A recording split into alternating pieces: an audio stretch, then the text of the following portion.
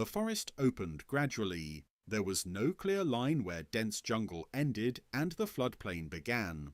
Instead, the ground softened first. Roots rose closer to the surface. Tree spacing widened slightly. Light filtered down in broader patches, touching leaves that were lower and wider than those deeper in the forest. The air smelled different here. It carried moisture that had not yet settled, the faint scent of standing water mixed with decaying vegetation. Insects moved differently too, less concentrated, more dispersed, as if the space itself encouraged them to spread out. The tapir reached the edge of the floodplain in the early morning. Its body emerged from the darker understory slowly, pushing aside low branches and hanging vines with steady pressure rather than force. The tapir was large, heavy, its rounded shape coated in dark coarse hair damp with humidity. Mud clung to its lower legs, dried in layers from previous crossings. It stopped just short of open ground. The tapir stood still for a long moment, head lowered slightly, ears rotating independently. This pause was not hesitation, it was assessment. Floodplains changed faster than forest paths. What had been firm ground days ago could now be soft, unstable, or submerged. The forest behind it remained dense and familiar. Ahead, the land was flatter, quieter, and less predictable. The tapir took a single step forward. The ground yielded slightly under its weight, not enough to trap, but enough to signal change. Water sat just below the surface here, hidden beneath leaf litter and thin layers of soil. Each step pressed moisture upward, darkening the ground around the hoof-like toes. The floodplain had shifted. Last season, this area had been drier. The tapir had crossed it then without slowing, following a route worn by repeated passage. Now fallen branches lay half-submerged. Young plants leaned at odd angles, their roots loosened by recent flooding. The pattern of the land no longer matched memory exactly. The tapir moved forward anyway. Its steps were slow and deliberate, weight transferring carefully from one foot to the next. The animal's mass made it impossible to move lightly, so it moved predictably instead, minimizing sudden shifts that could break the surface crust. Water rippled outward from each step, spreading through shallow depressions and disappearing into grass and mud. The forest watched quietly. From deeper within the trees, a human figure paused. His name was Mateo Alvarez, and he was part of a small team monitoring seasonal flooding along the river. He stood still, boots planted on slightly higher ground, notebook held loosely at his side. He had learned that movement here often mattered less than patience. He noticed the tapir not by sight at first, but by sound, the soft rhythmic disturbance of water and vegetation displaced by something large and steady. Mateo shifted his position slightly and saw the animal clearly. He did not raise his camera. The tapir was calm, alert, but not alarmed. Mateo knew enough not to interrupt that balance. Tapirs tolerated presence when it did not interfere. They did not forgive pressure. The tapir advanced deeper into the floodplain. Its body displaced more water now, exposing shallow channels where runoff had recently passed. In places, the ground dipped unexpectedly, forcing the tapir to adjust posture, lowering its head and spreading weight more evenly. The forest here was not damaged, but it was rearranged. Trees leaned differently. Clearings had shifted. Familiar paths no longer connected in straight lines. The flood had not destroyed the forest. It had edited it. The tapir paused again, nostrils flaring slightly as it tested the air. The scent of fresh growth mixed with stagnant water told it food was present, but roots would require caution. Behind it, the darker forest remained unchanged. Ahead, the floodplain continued to open, carrying the quiet evidence of water that had passed and might return. The tapir stepped forward once more, committing its weight fully to the altered ground. The forest had shifted, and the tapir, shaped by memory and adaptation rather than certainty, moved into the space that change had left behind. The floodplain did not dry evenly. Some areas firmed quickly, the surface crust forming just enough to hold weight. Others remained soft beneath a thin layer of leaves and sediment, giving way without warning. The land no longer communicated clearly. What looked stable was not always so. What appeared flooded sometimes held. The tapir moved deeper into the open forest.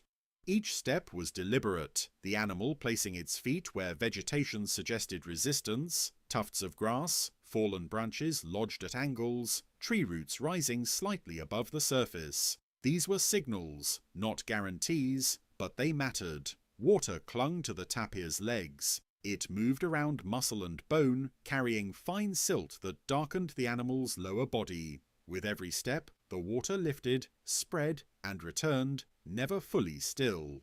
The flood had passed, but it had not withdrawn. It remained present, folded into the ground. The tapir paused near a shallow channel. This channel had not existed before. It was narrow, irregular, cut by retreating water that had chosen this path briefly and then abandoned it.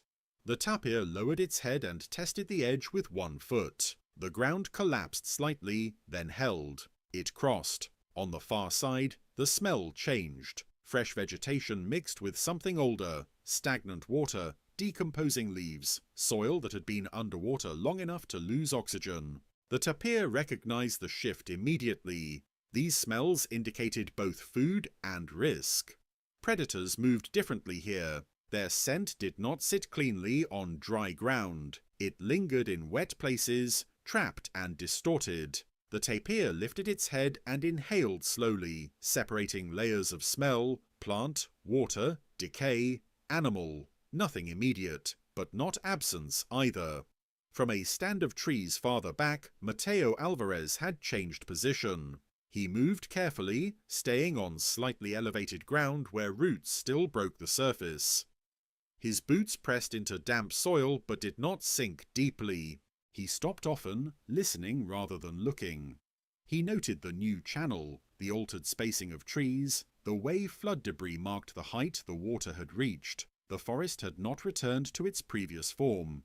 It had reorganized. When he saw the tapir again, it was farther out than before. Mateo crouched, resting his notebook against his knee, and wrote briefly, not about the animal itself, but about the ground it was crossing.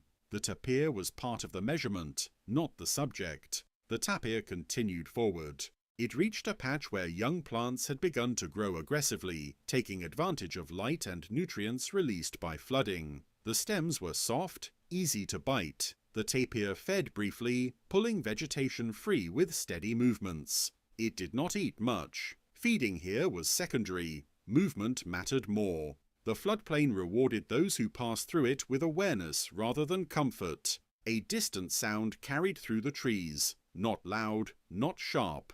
A low splash, followed by silence. The tapir froze. Its body stiffened slightly, head lifting, ears angled forward. The sound came from farther downriver, but distance did not eliminate meaning. Large animals moved through floodplains cautiously, but not alone. The tapir waited. Seconds passed. The water around its legs continued to move gently, responding to insect activity, drifting debris, currents still finding its way through shallow depressions. Nothing followed. The tapir resumed movement, angling slightly away from the sound, choosing ground that rose by inches rather than feet. Elevation here was relative. Even small rises reduced exposure to water that might return suddenly.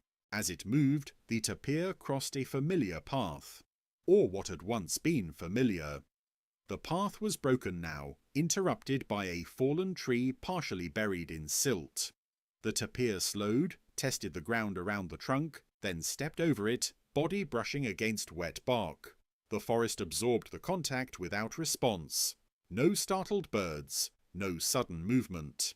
Everything here moved slowly now, as if still recovering from the passage of water. Behind the tapir, the darker forest remained visible but distant. Ahead, the floodplain continued to open, carrying the memory of water that had reshaped it and might do so again. The tapir moved forward with the quiet persistence of an animal that had crossed this boundary many times before, adjusting not to what the forest was, but to what it had become. The floodplain held sound longer than the forest. Noise did not disappear here, it softened, spread, and returned altered. A step taken far away could arrive late, distorted by water and vegetation, stripped of direction but not of meaning. The tapir felt this immediately. As it moved farther from the forest edge, the ground changed texture again. Mud thinned in places, replaced by compacted sediment that had settled unevenly after the flood withdrew. The surface looked calm, but beneath it, water still shifted slowly, redistributing pressure. The tapir slowed. Its body language changed almost imperceptibly, head slightly lower, steps shorter, pauses longer.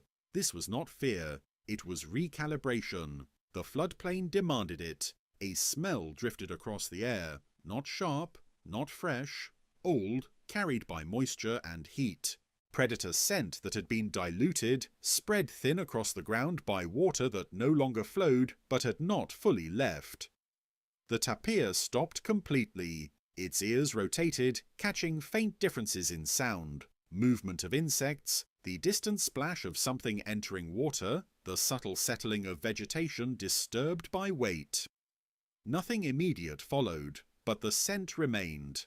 The tapir angled its body slightly, changing direction without turning fully.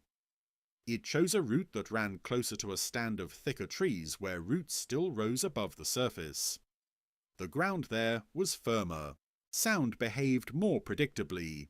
As it moved, a bird burst from the undergrowth nearby, wings beating sharply before vanishing overhead. The tapir flinched only slightly. Sudden movement meant little without context. From higher ground at the edge of the floodplain, Mateo Alvarez noticed the shift. He had been tracking water levels, but he saw the tapir pause, alter course, and resume movement along a new line.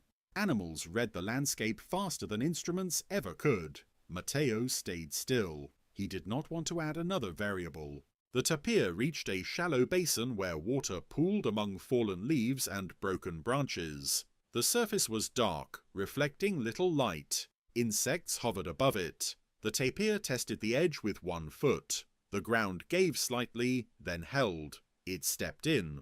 Water rose halfway up its legs, cooler here, carrying less sediment. The tapir moved through steadily, pushing aside floating debris that gathered briefly against its chest before drifting away. Halfway across, the water shifted. A ripple moved against the tapir's direction, faint but deliberate. Not wind-driven, not residual current. The tapir froze, its muscles tightened, body braced, weight evenly distributed. It waited without lifting its feet, knowing that sudden movement could send pressure waves outward. The ripple faded. Silence returned, incomplete but acceptable. The tapir continued forward, exiting the basin on the far side, water streaming off its legs in thin lines. It shook once, not fully, just enough to redistribute moisture. The forest beyond the basin looked familiar again, but altered. Tree spacing had changed subtly. Some trunks leaned at new angles. Fallen debris marked paths the water had chosen and then abandoned. What had once been a direct route was now fragmented. The tapir paused at the edge of this rearranged space. Behind it, the floodplain stretched wide and quiet. Ahead, the forest waited, but not as it had been. The tapir stepped forward anyway. Mateo watched the animal disappear gradually into the trees, its dark shape blending back into shadow and layered vegetation. He wrote nothing this time. There was nothing to measure except the obvious. The flood had not just passed through, it had rewritten the forest's memory of itself, and the tapir, shaped by movement rather than resistance, carried that change forward with each careful step, navigating not loss, but difference. The return did not announce itself. There was no sudden rise, no rushing sound, no visible wave moving through the trees. Instead, the floodplain began to change in smaller ways, subtle enough that only those who lived within it would notice. The tapir felt it first through its feet. The ground that had held more firmly earlier in the day now pressed back with a different softness. Not collapse, not danger yet, but a slow surrender. moisture rose closer to the surface again, lifting through layers of soil and leaf litter as if responding to something unseen upstream. The water was coming back, not fast, not deep, but steadily. The tapir slowed further. Each step was tested twice now, once by pressure, once by time. The animal placed its weight, waited a breath, then committed. Where the ground held, it moved on. Where it shifted, the tapir adjusted its path without hesitation. The forest responded quietly. Insects changed position, lifting higher above the ground. Small amphibians emerged from shelter, sensing opportunity in the renewed moisture. Leaves floated where they had rested hours earlier, moving just enough to signal change. The tapir moved along a narrow rise barely visible to the eye. It was not a path, not a ridge, just a slight elevation where roots crossed and sediment had settled unevenly. The tapir had not memorized it before, it discovered it now, step by step. Memory here was being rewritten in real time. Farther back, at the edge of the floodplain, Mateo Alvarez checked his markers again. Water level had risen by a few centimeters since morning. He noted it without surprise. The river upstream had received rain, not enough for alarm, but enough to remind the floodplain of its role. Mateo understood that this landscape did not exist to remain stable. It existed to absorb. He watched the trees instead of the numbers. The tapir reached a place where the forest closed in again, trunks closer, canopy thicker. The ground here was darker, layered with years of fallen leaves that trapped moisture efficiently. Water crept into these layers without showing itself clearly. The tapir paused. Its breathing was steady, not heavy, not rushed. The animal was not fleeing. It was adjusting. A faint sound came from the direction of the river. Not a splash, not movement, just the deep, continuous presence of water moving somewhere beyond sight. The tapir angled its body slightly away from that sound, choosing ground that sloped gently upward into older forest. The shift was subtle but deliberate. It did not reject the floodplain, it simply did not linger where the return would be fastest. As it moved, the tapir brushed against a young tree bent by earlier flooding. The trunk flexed, leaves trembling, then settled back. No alarm followed. The forest absorbed the contact. Behind the tapir, water continued its quiet advance. Shallow channels filled again. Depressions disappeared beneath reflective surfaces. The floodplain accepted the return without resistance, reshaping itself once more. Mateo closed his notebook. There was nothing urgent to record now. The change was underway, and it would continue whether observed or not. The tapir disappeared deeper into the forest, moving toward ground that had not been touched by this latest rise, yet. The floodplain remained behind, altered again, not erased, not restored, but adjusted. The forest had shifted once more, and the tapir, shaped by movement, memory, and patience, continued forward, not seeking what the land used to be, but navigating what it had quietly become.